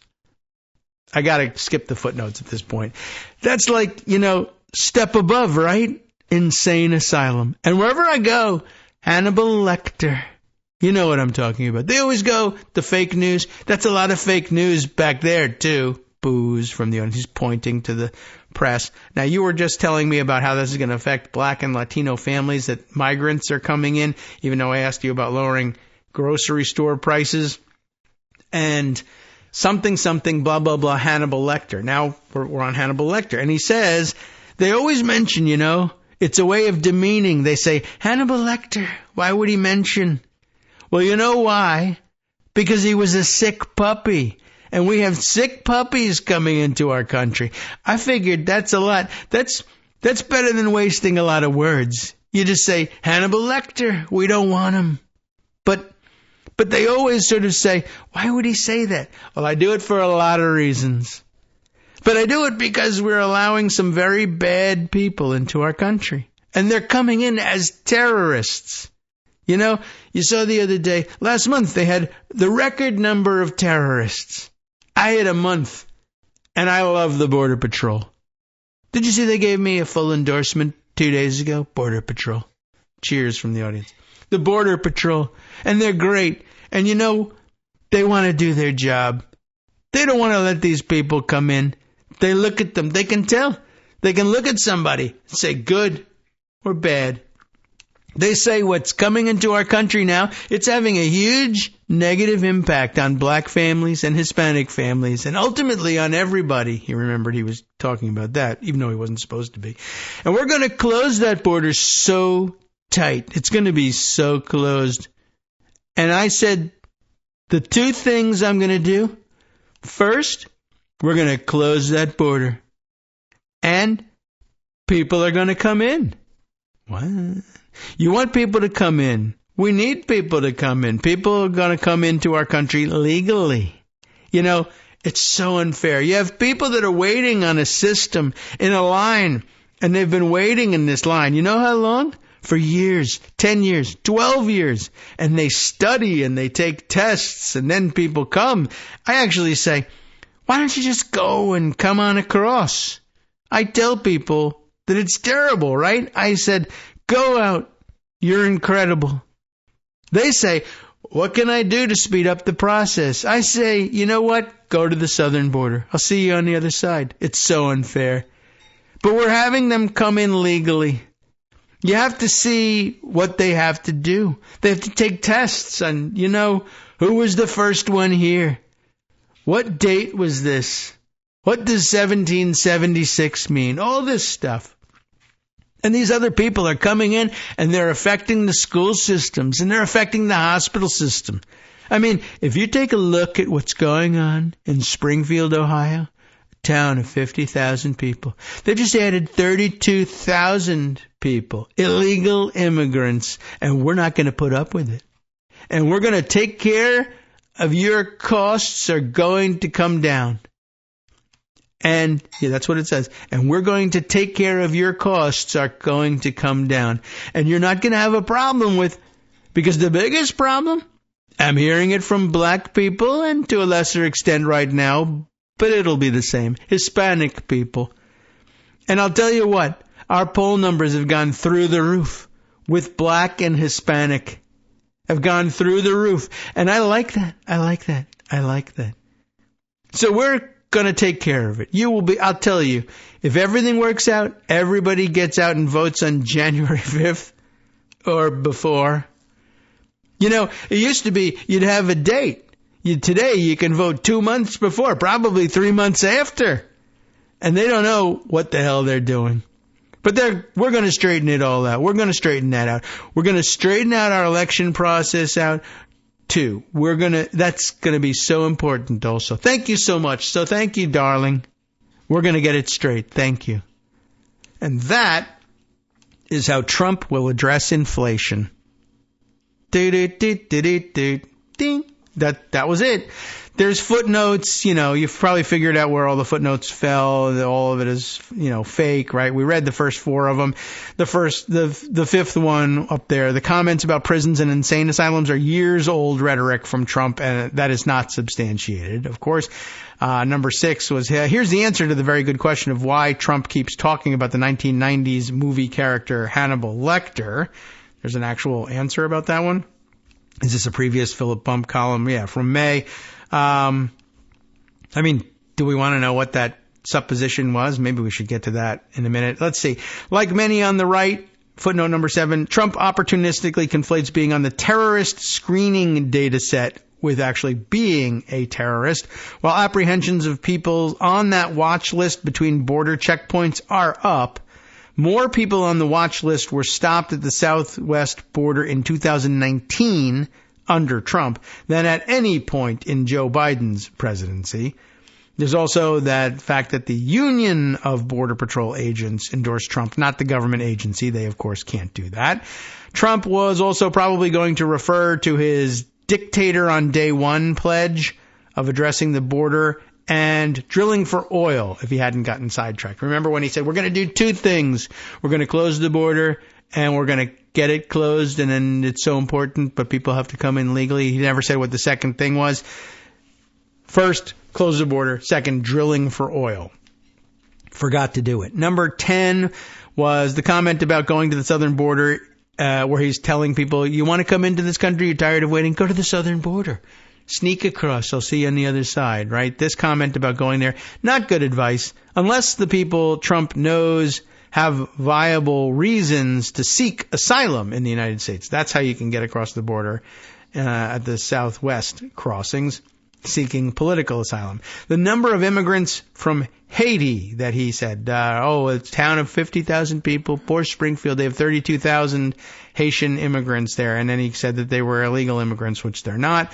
The number of immigrants from Haiti presented by Trump is exaggerated. More important, they are in the country legally. Number 12 was that Trump's poll numbers with black and Hispanic voters are better than the support he saw in 2020, but he's still losing with both groups. And then, of course, remember, and it's so important, you got to get out and take care of voting on January 5th. Election day, of course, actually November 5th. But if you want to wait until January to cast your ballot, if you're voting for Trump, by all means, go ahead and do so. What was Philip Bump's thoughts about why he does the Hannibal Lecter thing? Remember that there was a theory floating around at one point that he was conflating political asylum, which people crossing the southwestern border were sometimes seeking, and insane asylums, which is where the fictional character Hannibal Lecter was being kept, although it was really a prison. Why Donald Trump ended up praising Hollywood's most famous cannibal from May of this year. During an angry speech in New Jersey, Trump allowed his exaggerations to overflow. Let's see what Bump has to say about this one. When Trump is not reading the teleprompter, it's hard to know what you're going to get. Perhaps you'll get the standard angry riffs about things Trump has been saying he's angry about for the past 9 years. Perhaps you'll get an anecdote about how a big, strong man came up to him, tears in his eyes, and thanked the former president, "Sir, thank you," for what he did on whatever issue Trump has just talked about. Or perhaps, as was the case in New Jersey this weekend, you'll get a bit of praise for the murderous cannibal from the movie Silence of the Lambs. The late, great Hannibal Lecter is a wonderful man. He is not. Trump said, a sentence that has, it seems safe to assume, never before been uttered by a current or former American president.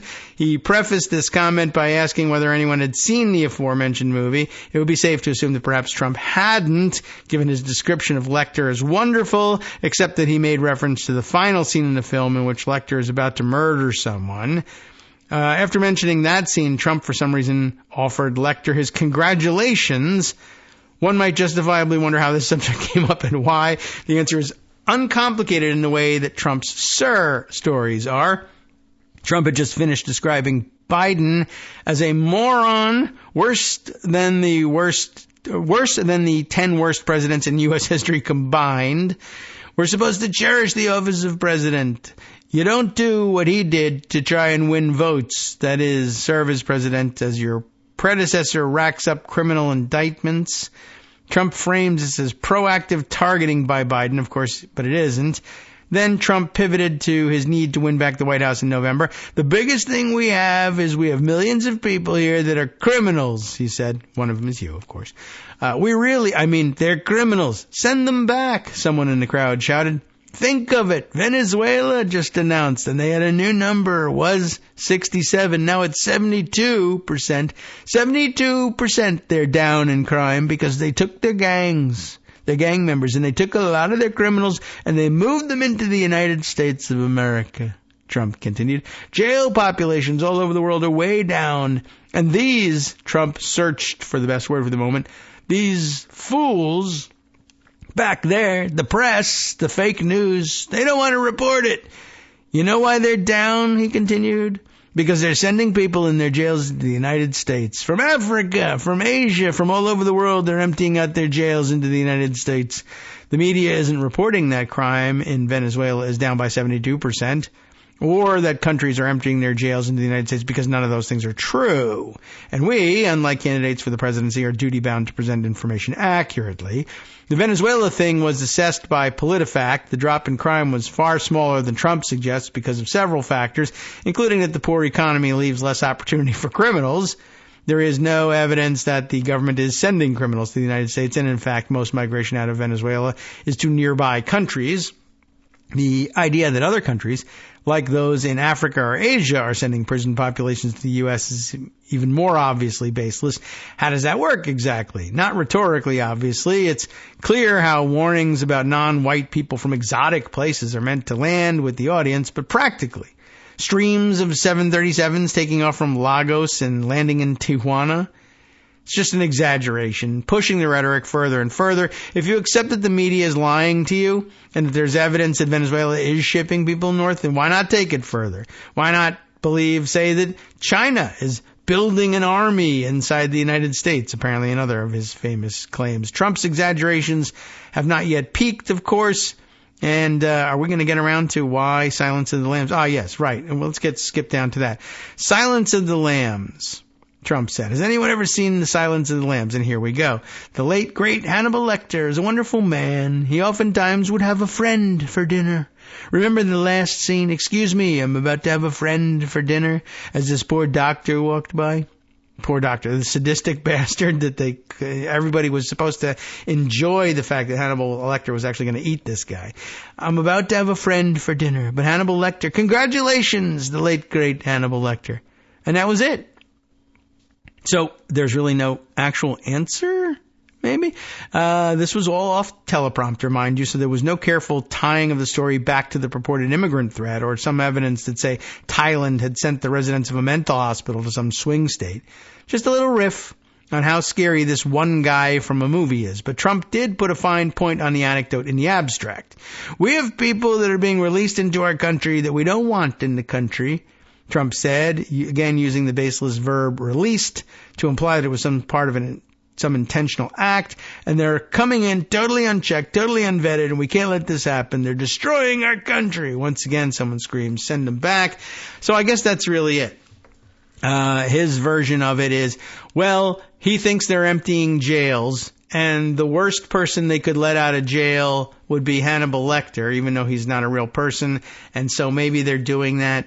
And I don't know. It's actually a very weak explanation for why he's doing it. But there's really no way to make a strong explanation for anything Trump does, mentally speaking, because his brain is mush.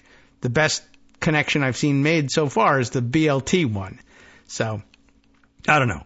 Maybe that was a bit of a waste of time trying to figure it out. I should have guessed that Philip Bump wasn't going to back up the political asylum, insane asylum connection. Although I do still think that there's something there to that one. I think that's kind of the way his brain just works, to the extent that there is one. So, again, more, unfortunately this means concentrating on Donald Trump again.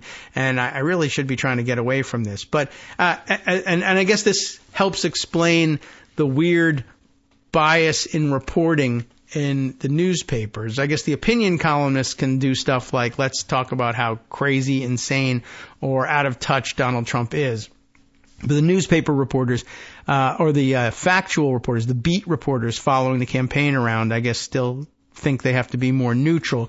And I guess this is why there's so much more Trump news, and why there are some people panicking like the Harris campaign is losing momentum. The polls say not so. But the newspaper headlines are less about, the fabulous news about Kamala Harris and Tim Walz and the great things that they're doing and saying, and more about the horrific, awful, stupid things that Donald Trump is doing and saying, because, he's a train wreck and everybody likes to look at it, and I guess that's it, and we're guilty of it too. All right, when we come back, though, I thought this was of some interest, perhaps, that over in Rolling Stone, they are reporting that and it's Nikki McCann Ramirez and Ryan Bort. Excuse me, my son is also named Bort, just like Ryan. And we'll figure out what's going on here. Trump crumbles, it says, when pressed on economic policy, intense interview. The former president attempted to do his weave thing again, this time with the Economic Club of Chicago. Is, I think, the third Economic Club address of late that I have taken note of. Former president attempted to weave his way through an interview with Bloomberg News, but couldn't escape his own policy black hole. They actually had somebody on hand who could say, hey, tariffs mean this, and do you know that it won't work this way? Shut up. Hi, everybody. It's me, David Waldman. Yes, the same guy who interrupts you all the time. Interrupting you one more time just to tell you again, another reminder that your contributions are what keep this show on the air, and Patreon.com, Patreon.com, is still among the easiest ways to make the sustaining subscription donations that keep us afloat. Are you ready for the pep talk about how our Patreon campaign is still going strong and growing? Well, too bad. Yeah, the plain fact is we actually are headed in the wrong direction, and whereas we once had about 175 monthly patrons, we're now actually down below 150. Time to recruit some more. Not exactly the kind of news I wanted to share, but there it is. For those of you in a position to support the show, Patreon.com does make it easy to make those secure, recurring monthly contributions to do so. Patreon.com/KagroX gets you straight to our donation page. We've been through a lot together. The worst of the pandemic, we hope. The worst of the insurrection, we hope. So go ahead and treat yourself. You don't need an excuse. Give yourself the gift of a little something you enjoy in life. Support the show. And of course, if you happen to prefer using PayPal or even the Square Cash app, we're up and running on those options too. So thanks again, everyone, for all your support. We couldn't, or at least shouldn't, do it without you. Hope you'll be on board soon too. Thanks for all your support. All right, welcome back now to the Kagro in the Morning Show here on Ed Roots Radio. Woo, all right. I mentioned to you, yes, Rolling Stone had a piece that I thought might be worth sharing here, and if I can get to the text of it, Trump crumbles when pressed on economic policy, intense interview. Again, we got to click through to the original to get the authors here, but Nikki McCann Ramirez and Ryan Bort, I should have remembered Bort. Donald Trump, they report, continued his pre-election economic event tour on Tuesday with a lengthy interview with Bloomberg at the Economic Club of Chicago. It was a total mess, which, again, just to reiterate the point here, we've noticed he's done Economic Club of New York, Economic Club of Detroit, Economic Club of Chicago. I'm sure there's economic clubs all over the place. Maybe there's one we've missed. But clearly this is meant to be a center of strength for him. And I guess maybe it has to do with the fact that they know that the economic clubs are not full of economists, but rather full of business people.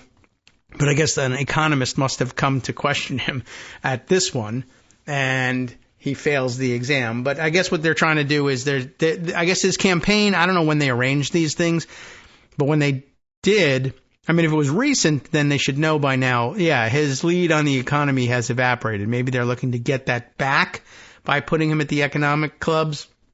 But, I mean, they're all train wrecks. And let's see, the first one was the one that came to our attention was the one in New York where he was asked specifically, again, to address a certain question. What was it? To try and reduce the cost of child care in America. And he said this was the one where his answer was child care. It's so important. You got to have it. You got to have it in this country. Child care. But we're going to do something about the child care. You got to have it. Anyway, tariffs, right? And then he went to the Economic Club of Detroit, and they questioned him there. I don't remember what the questions he faced there, but he said, you know what sucks? Detroit. Which, you know, not usually on your standard repertoire, one would say, right? You know, it's like the old joke about going, you know, on a band tour or something and saying, hello, Cleveland, and you're in Los Angeles and you piss people off, or worse, their rival city. Hey, Cincinnati, how's it going? Boo, right? And now this one, now he goes to the Economic Club of Chicago and implodes there as well. And just taking questions at his town hall. Give me an economics question, right? About lowering grocery prices. Well, I got to tell you, Hannibal Lecter. Okay. I don't know why they're agreeing to do this, but what else are they going to do, right? If you put him somewhere that doesn't have an agenda that tightly controlled, he dances. So, all right. Well, this one was a total mess too. Bloomberg editor-in-chief John Micklethwait did not take it easy on Trump, and it quickly became clear that the former president has no conception of the mechanics of or the potential ramifications of the economic platform he's running on. Bluntly, the former president was incoherent when pressed with real questions about his policies. Oh no. Why isn't that on the front page of most of the newspapers? I don't know. Micklethwait spent most of the interview attempting to break Trump out of what the former president repeatedly referred to as the weave, his term for rambling digressions, also his hairstyle, with ever-decreasing intelligibility and general inability to focus on a given topic for more than a few seconds during his rallies and interviews. And of course, I am guilty of the same thing. But, one, I understand that. And two, I say so. And three, I try to make my way back to where we were beginning. Sometimes I forget where we were. But the weave is just a way to get to a different non sequitur and not tie them together. He thinks he's tying them together, but what he means is I'm saying them at the same time, but they don't mean anything juxtaposed with one another. I got to tell you, the price of bacon, lettuce, and tomato Hannibal Lecter. Black and Latinos. Thank you. Thank you, darling. A little sexist comment at the end as well. All right. So, Micklethwait didn't weave along with Trump, however, repeatedly working to bring him back on topic, oh no, and answer the actual questions. The grilling exposed Trump's total cluelessness with regard to his own economic policy and led Trump to attack Micklethwait as biased. You decided you wanted to do this event, you dumbass. What are you doing here? Here are the most notable moments from the most rigorous round of policy questioning Trump has been subjected to in recent memory. Trump gets schooled on tariffs. He didn't pass, but he did get schooled on them. He failed this as well. The central pillar of Trump's economic plan, to the extent that there is one, and remember, this is newspapers just sane-washing his garbage. The fact that they think he's got an economic plan is simple sane-washing. He comes on stage and he says, tariff something, Hannibal Lecter, black Latino, darling. And they say he's got an economic plan. So to the extent that they think there is one, a central pillar of it is widespread tariffs on all imported goods. I think we can all agree on that, with penalties appearing to increase depending on how much he dislikes the country. So watch out, S-hole countries. Economists have warned that such a policy could have devastating effects on American consumers, who would be saddled with increased costs for all imported goods. When questioned about the specifics of his plan and if he was aware of its pitfalls, Trump seemed ignorant of basic economic principles, insisting that other countries, not American consumers, would pay for the tariffs. Micklethwait tried to explain the actual impact. $3 trillion worth of imports, and you will add tariffs to every single one of them and push up the costs for all these people to buy foreign goods. He said that is just simple mathematics. Trump countered that he was, quote, always good at mathematics, and that high tariffs, and thus costs, would force companies to move production into the United States. Well, that could happen, right? But that will take many, many, many years, Micklethwait said, right? Well, if I have to face a tariff every time I bring my widgets in, why don't I just make them in the United States? Okay, sure. All right, I need a widget factory. How quickly can you build such a thing? How quickly can you staff such a thing? How quickly can you buy the equipment? How quickly can you start directing the raw materials to it? It's going to take you a long time to stand that up. That's not an answer. right? That will take many, many, many years, Micklethwaite said, to which Trump replied that high enough penalties would make the move immediate. Why? I don't know why, but he says it as if companies could simply wand wave production plants, orchards, wineries, factories, whatever they need, and the like into existence. The former president also insisted that his tariff proposal would not result in the loss of jobs that are dependent on trade because companies that move to the U.S. would not be subject to the tax. All you have to do is build your plant in the United States and you don't have any tariffs, he said. Now, next, Trump gets frustrated and bashes the interviewer. Micklethwaite's attempts to keep Trump on topic earned him no grace from the former president, who hates few things more than being contradicted. When Micklethwaite asked Trump to address a report by the Wall Street Journal, estimating that his economic proposals would raise the national debt by upwards of $7 trillion, the former president fell back on his standard playbook, bashing the interviewer. What does the Wall Street Journal know? They've been wrong about everything. And so you have and so have you, by the way. You've been wrong, Trump replied, crossing his arms and curling into his seat. You've been wrong all your life on this stuff, he added. Who knows? I've never heard of Micklethwaite myself, but I don't know. Maybe he has been wrong all his life. I really couldn't tell you, but I don't know. I don't think so. And that's not really the answer that they were looking for. Next up, Trump responds to a question about Google by ranting about voting in Virginia. Okay. One theme of the interview was Trump totally avoiding giving straight answers to the questions Micklethwaite asked him. The most egregious example came when Micklethwaite asked Trump if he believes the Justice Department should break up Google. Okay, interesting question. Trump responded by sighing and ranting about Virginia's voter rolls. Okay. The question is about Google, President Trump, Micklethwaite replied. Trump then went on a spiel about how Google is unfair to him and doesn't show users any positive stories about him. When Micklethwaite noted that Trump's plan to deport 11 million undocumented workers would have a large impact on the American economy, as many undocumented migrants participate in the labor force, Trump immediately pivoted to crime. It came out last week that 125,000 people are horrible criminals at the highest level, Trump said, and repeated a false claim that more than 13,000 undocumented migrants convicted of murder had been released into the country by the Biden administration. We've had the best numbers, but now we have the worst numbers. And here's the problem. We have some of the worst criminals in the world coming in, he added. The issue I asked you about was the idea if you reduce immigration, every economist will tell you, if you have fewer people, there's a smaller economy. Micklethwaite interjected after Trump ranted about murderous migrants for several minutes. Trump continued and at one point singled out a member of the audience, calling her a beautiful woman. They will look at you down there.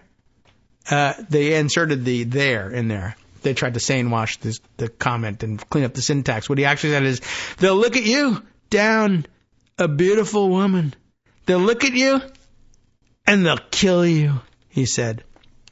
An exasperated Micklethwaite noted that the crime rate has actually gone down under Biden, which is really an inadequate response to, going this far off the rails. But okay. And by the way, he wanted to say, back in the days before political correctness, I was going to say, they'll look at you, a beautiful woman, and they'll rape you, which is, of course, him saying every Republican accusation is a confession. That's what I would do if we were in a department store dressing room together.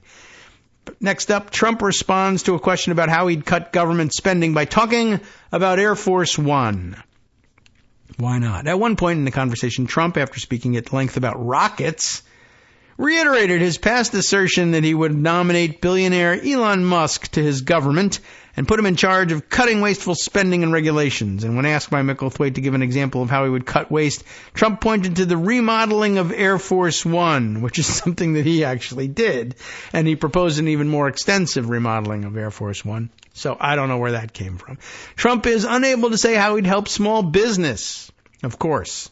Trump's tariff proposal could be a disaster for small businesses that rely on imports.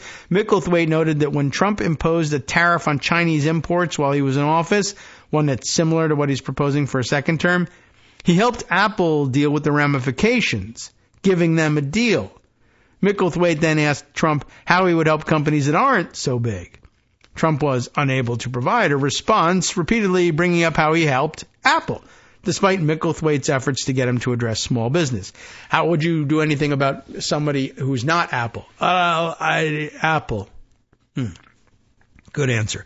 Trump doesn't deny he's been talking to Putin since he left office. That's interesting, because I think the first thing that his campaign did was deny it. Stephen Chung said that was all fake, and now Trump says, no, it's really true. You knew he wouldn't be able to stand by that.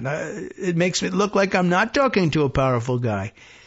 Trump doesn't deny it at all. Journalist Bob Woodward reports in his new book, War, that Trump has spoken to Russian President Vladimir Putin multiple times since leaving office. Trump's team denied this, but Trump declined to do so himself on Tuesday, telling Micklethwaite that he won't comment on it, but that if he did talk to Putin, it would be a smart thing.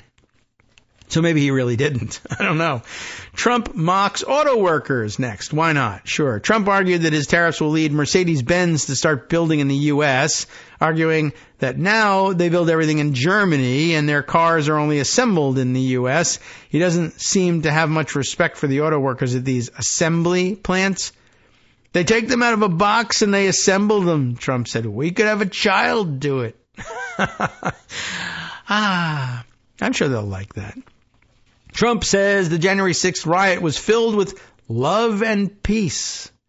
Trump tried yet again to rewrite history about January 6th when a mob of his supporters stormed the U.S. Capitol. He said on Tuesday that it was a peaceful transfer of power and accused Micklethwaite of being biased against him for asking the questions and reiterated that he believes the 2020 election was crooked. It was love and peace, Trump said on January 6th. Some people went to the Capitol, and a lot of strange things happened there. Love and peace and feces smearing and wearing Water Buffalo Lodge hats. With people being waved into the Capitol by police, he added, nodding to conspiracy theories that the federal government helped orchestrate the riot to make Trump and his supporters look bad. Helped smear the feces, I guess.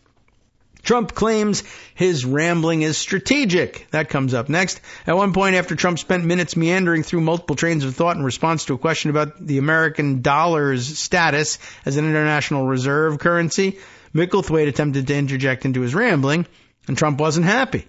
You've got to be able to finish a thought because it's very important, Trump said. We've gone from the dollar to Emmanuel Macron, Micklethwaite countered. The former president claimed that his speaking style was called the weave, and it's all these different things happening.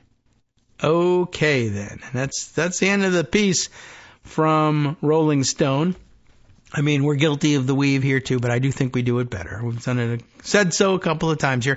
I mentioned to you that there was also this story out here from ProPublica, which I don't know if we want to read through the entirety of it, but I just wanted to tell you, I grabbed it. I'll share it with you. This is their latest reporting on school vouchers. In a state with school vouchers for all, low-income families aren't choosing to use them, probably because they're of just no economic benefit to them. Because of the Economics 101 reaction that we described at the beginning of the show, right? If you've got going concerns with successful private schools and you've reached a price equilibrium whereby you have enough students paying the premium tuition in order to attend the place such that the school is a success, and you then go through the rhetoric, the sale that's made to the public about private school vouchers will give everybody the opportunity to go there. Sure, they're doing great and they're educating their students very well, but poor people cannot simply uproot themselves and find, just find money laying around in the couch cushions. Don't do that in J.D. Vance's house. But if you find money laying around in the couch cushions, you can just send your kids to one of these elite private schools, right? No, we don't have that kind of money. All right, well, we'll give you a voucher so that you can. Okay, but the schools will just raise their price by the cost of the voucher. Well, guess what? they're kind of doing that. So here's an example from Arizona, I guess. Eli Hager and Lucas Waldron doing the reporting for ProPublica. And it begins with this anecdote here. Alma Nunez, a longtime South Phoenix restaurant cashier with 3 kids, attended a community event a few years ago at which a speaker gave a presentation about Arizona's school voucher program. She was intrigued. Angelica Zavala, a West Phoenix home cleaner and mother of 2, first heard of vouchers when former Governor Doug Ducey was talking about them on the news. He was saying that the state was giving parents money that they could spend on private school tuition or homeschooling supplies. The goal was to ensure that all students, no matter their socioeconomic background, would have access to whatever kind of education best fit them. Zavala thought, this sounds great. Maybe it will benefit my family. She's not an economist. You can't fault her for thinking it sounded like a good idea, I guess. And Fabiola Velasquez, also a mother of 3, was watching TV with her husband last year when she saw one of the many ads for vouchers that have blanketed media outlets across metropolitan Phoenix of late. She turned to him and asked, have you heard about this?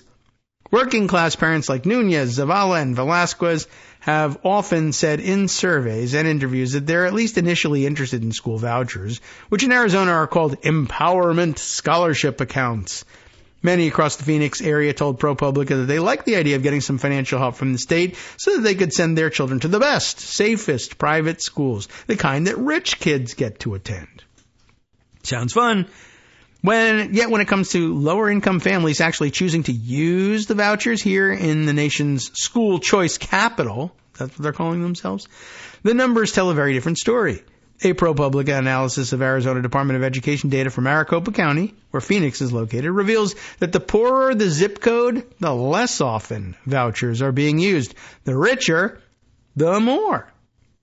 In one West Phoenix zip code where the median household income is $46,700 a year, for example, ProPublica estimates that only a single voucher is being used per 100 school-aged children. There are about 12,000 kids in this zip code, with only 150 receiving vouchers, or at least opting to use vouchers. Conversely, in a Paradise Valley zip code with a median household income of $173,000, there are an estimated 28 vouchers per 100 school-aged children. What do you know? Can't imagine why that would happen except for, economic analysis. Basic. The question is, if there's interest in school vouchers among lower-income families, why isn't that translating into use, as conservative advocates have long promised would happen, because they only look at one side of the economic equation? Well, if it costs $10,000 to go there, why don't we just give poor people $10,000? They can, but then tuition will be $20,000 and you will still be $10,000 behind. What? This event is over. Let's turn it into a music. And then we don't have to answer the question. In our interviews, though, I guess some of the questions still get asked, this time by ProPublica.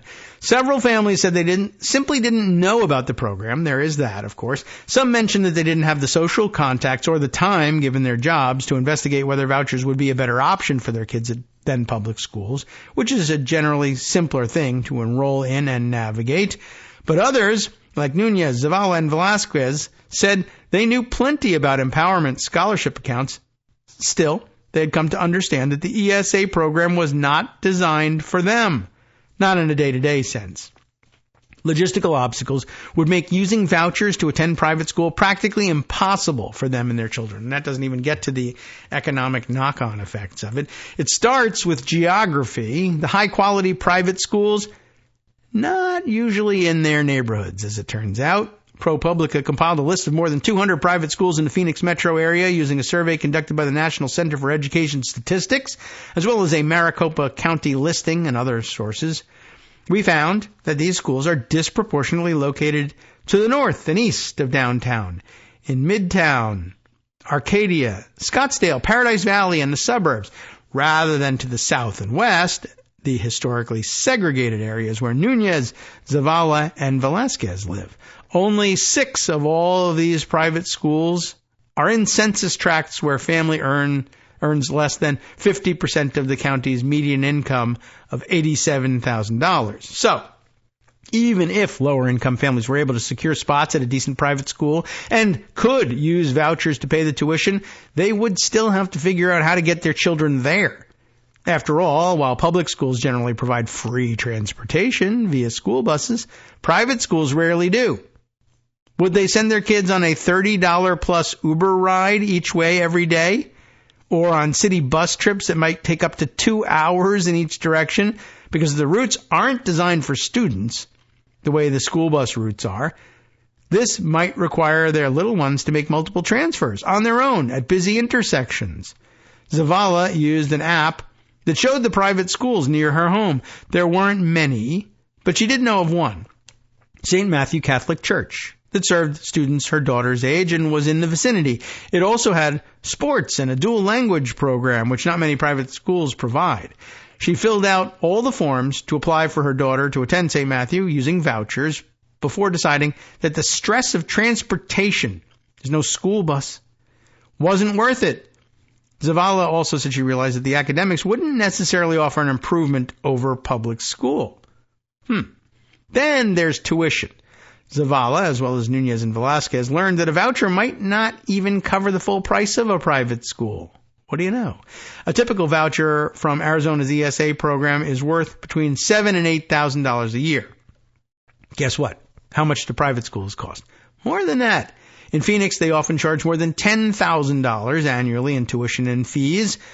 The price tag at Phoenix Country Day School, one of the best of the private schools around, that's the best in case you didn't understand that word, ranges from $30,000 to $35,000 depending on the age of the student. The Hechinger report also found that private schools often raise their tuition when parents have vouchers. Way to go, Hechinger report, finally nailing it. And that's not apparently the focus of this piece, but they do have a couple of other good reasons why these vouchers just don't work. But just because you gave me a 50% off coupon at Saks Fifth Avenue doesn't mean I can afford to shop at Saks Fifth Avenue, said Kurt Cardine, a longtime school superintendent, principal, and teacher who is now a fellow at the Grand Canyon Institute, a left-leaning public policy think tank in Phoenix. Next, add the cost of food, breakfast, lunch, afternoon snack. These are provided by public schools to students from lower-income families, but at private schools, parents typically have to pay for them and throw in the supply of uniforms with this private school's logo, hundreds of dollars more. Plus, there is pressure to spend money at auctions, raffles, and other fundraisers. It's Christian to do so, many religious private school websites say. Consider the choices available to Nunez. For 17 years, she was a cashier at a restaurant, working 10 or more hours a day. Now she's raising 3 children, 2 of whom have autism. Private schools have some appeal to her, in part because they might have smaller class sizes and more support for her son in 3rd grade, whom she describes as an earthquake. I don't know if you want to let the kid know that, but okay. Alma Nunez, this is one of the graphics that illustrates the thing, but I got to scroll all the way through it. It's talking about how far the kids would have to travel in order to get to school. But now to continue with the article, for all these reasons, Nunez, Zavala, and Velasquez, despite the initial interest, chose not to use Arizona's voucher program, which I'm sure is fine with the Republicans that run Arizona. Instead, they have each decided to start volunteering at the neighborhood public schools that their kids attend and organize other busy parents to help make those schools better. Great. They meet with their school administrators regularly. They lend a hand at drop-off and pickup. They've organized cafecitos, an informal sort of PTA coffee hour. Tremendous. Love it. Much better option, as it turns out, since the vouchers were never really designed to help you. Fantastic that you found your way to the best possible solution. I'm committed to the idea of public school for my and my neighbor's children, Velasquez said. I have zero regrets about not using ESA. I would love to have you. You want a new job? Run for office. I wish we could support you in that. This school year, ProPublica is examining Arizona's first-in-the-nation universal, quote-unquote, universal school voucher program, available to all families, no matter their income. We are doing so because more than a dozen other states have now enacted or are attempting to enact voucher initiatives largely, or partly, modeled after this one.